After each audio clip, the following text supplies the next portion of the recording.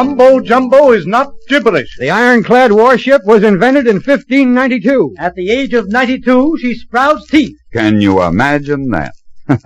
Well, my friends, this is the first of a whole series of little visits we're going to have together during the next few weeks. That is, if you will allow us the pleasure of coming into your homes and chatting with you every now and then.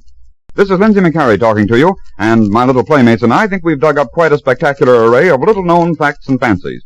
Some of them not so fancy, but nonetheless amazing. And they're all facts. Yes, indeed. Every one of the statements and dramatizations you're about to hear are, according to all available sources, absolutely true.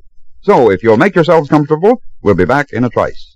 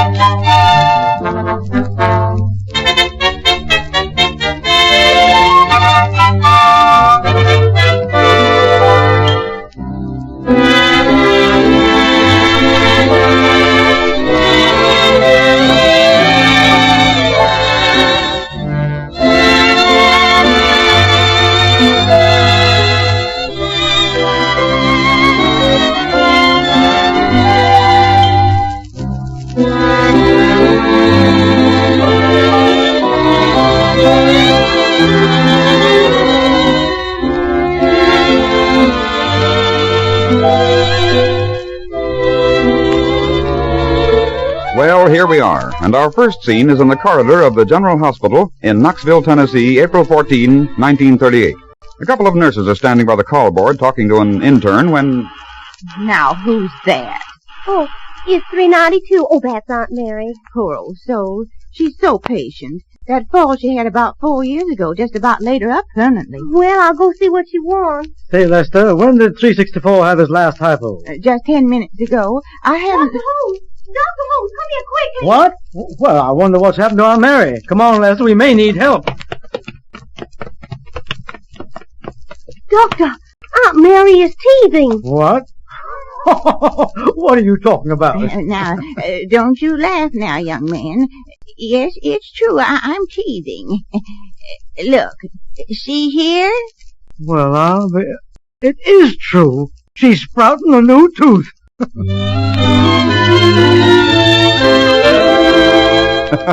Yes, sir, old Aunt Mary Rule, 92 years old, was sprouting a new set of teeth.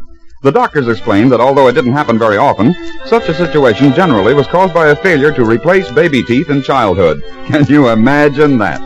I'll bet there won't be any water under her bridges, Say, I just happen to think. We think our navies are pretty smart. We look at those leviathans of war steaming past, and we marvel at those almost impregnable hulls of steel. But you know, we're not so clever. No, sir, 400 years ago, the Koreans... Oh, but I'm getting ahead of my story here. In the 16th century, Korea was under the control of China. As usual, Japan was looking with envious eyes on anything controlled by her ancient rival, and suddenly invaded the little peninsular country with 300,000 men. Well, China came to the rescue, and during one of the many bloody naval battles, the commander of the Korean Navy, Yi Soon-sin, was standing on the deck of his flagship. What was that? Lieutenant, what is that sound? I do not know. It is not thunder. Fool, I know it is not thunder. Look, there is smoke coming from that Japanese ship. Ah, Excellency, one of our ships is sinking, and the ships of Japan is nowhere near it. I know what they are doing. In a recent battle on land, the Japanese have used strange weapons that shoot small balls of metal into the hearts of our soldiers. Now they are using larger weapons of the same kind to sink our ships. Lieutenant! Excellency! Give the command to turn about and return to port. Our ships are faster than those of Japan. We can escape them this time. But we will come back. We will come back. And come back he did. Yes, sir, some time later, Yi Sun Sin, commanding a new ship built to his order, sailed into the midst of the Japanese Navy. Now we shall see. The leading ship of Japan is coming nearer. Soon they will shoot their balls of iron toward us. Then we shall know. Now! Father, my father! Let me look! We are safe! The ball of iron has only dented our hull! Li Chan, give the command to sail full speed into the center of the Japanese. We will win this battle for Korea!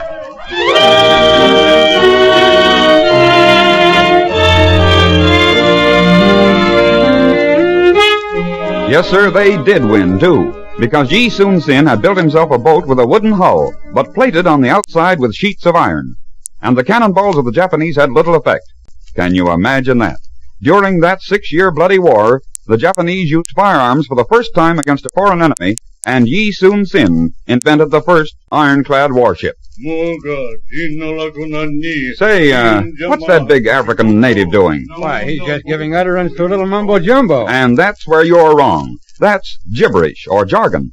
Many people think that that's the meaning of mumbo-jumbo, but it isn't. Well, Lindsay, what is mumbo-jumbo? Originally, it was a little tuft or pom-pom worn on the hats of the men of some of the Negro tribes of the western Sudan. And they wore their mumbo-jumbos to frighten their women and keep them under firm discipline. Can you imagine that? Well, here's another little tidbit we dug out of the past. On January 3rd, 1912, Charlie Powers, a clerk in the city of Stockton, California, decided to have himself a time in the big city of San Francisco. Consequently, he spruced himself up, had his hair cut, donned his new shepherd's plaid suit, red tie, and brown shoes with the pearl buttons, and headed for the Bay City aboard the old steamer Pride of the River. There he curled himself up on a berth, but alas, he forgot to lock the door of his cabin. As the boat was docking, Charlie awakened.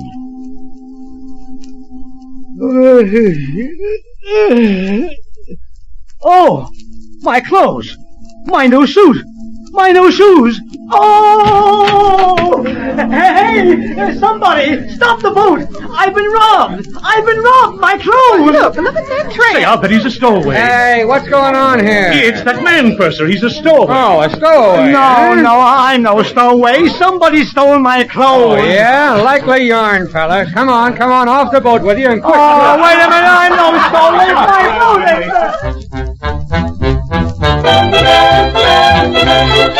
Poor Charlie Powers. His clothes appropriated, he found himself with an old pair of badly worn brogans and the rags of a night of the road. Nothing more. And in the pockets of his stolen suit was all the money he had saved for his holiday.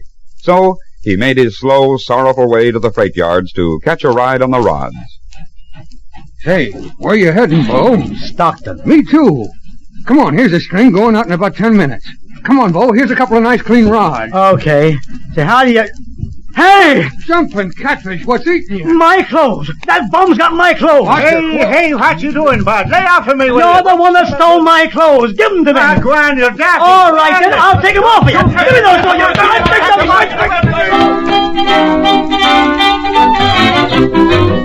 Out of the crowd that quickly gathered strode a strapping San Francisco policeman. Separating the combatants, he escorted them to the city Bastille, where Charlie Powers retrieved his clothes and some of his money.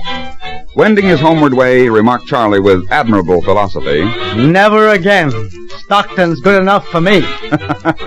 Can you imagine that?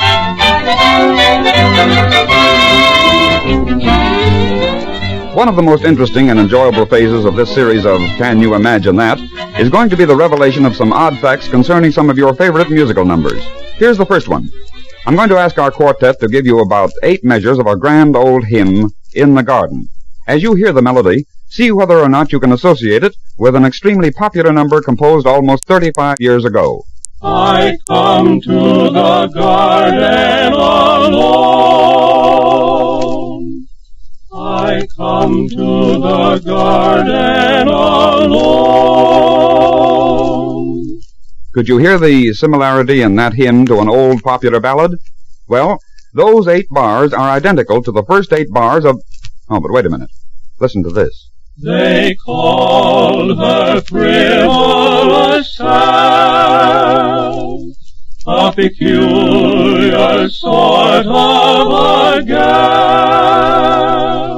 Yes, friends, it's My Gal Sal, written by Paul Dresser.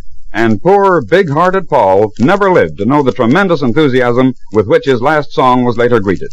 He was sure it would be fully as successful as his great song, On the Banks of the Wabash, Far Away. But he had loaned so much money to former friends and associates in show business that he couldn't afford to push it, and he died without sharing in its ultimate great popularity. On the front cover of the original song copy, by the way, is a picture of a very attractive young lady. The young lady who first sang My Gal Sal, a young lady whom Dresser so respected that he allowed her to use his name as a stage name. Have you guessed who she was? Yes, it was the famous actress Louise Dresser. Can you imagine that?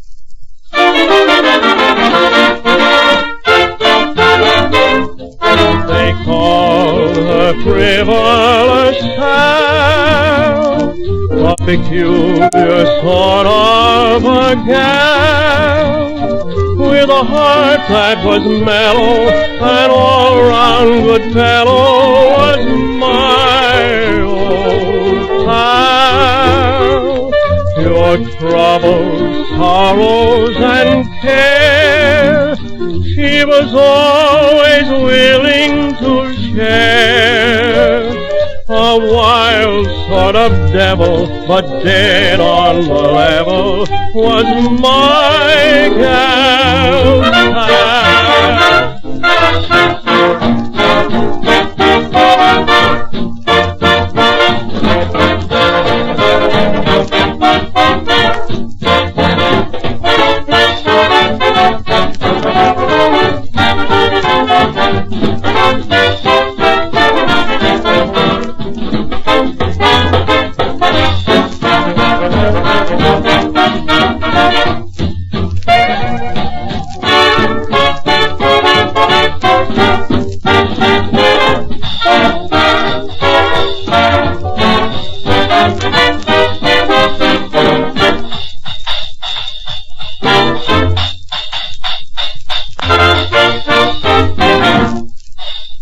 Well, I hope you've enjoyed our first session of Can You Imagine That? And you'll be back the next time we're around to visit you on this same station, won't you? We all hope so. Yes, indeed. And until then, this is Lindsay McHarry bidding you goodbye, which is really just an abbreviation of the warmer farewell, God be with you.